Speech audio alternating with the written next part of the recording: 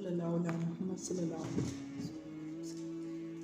सैयदना अबू हुरैरा रज़ियल्लाहु ताला अन्हु से रवायत है कि सरकार मदीना सुल्तान बाकरीना करार कल्बो सीना फैज़ कंजीना साहिब मोतर पसीना बाइस नज़ूल सकीना सल्लल्लाहु ताला अलैहि वसल्लम ने इरशाद फरमाया, ए अबू हुरैरा रज़ियल्लाहु ताला अन्हु, जब तुम वज़ू करो तो बिस्मिल्लाहि वल्हम्दुलिल्लाहि कह लिया करो। जब तक तुम्हारा वज़ू बाकी रहेगा इस वक्त तक फरिश्ते यानी करामिन कातिबीन हमारी नेकियां लिखते रहेंगे।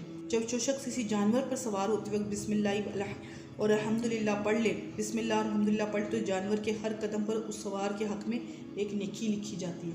तो उस जानवर के हर कदम पर उस सवार के हक़ में एक नेकी लिखी जाती है, वही बिस्मिल्लाह अल्हम्दुलिल्लाह।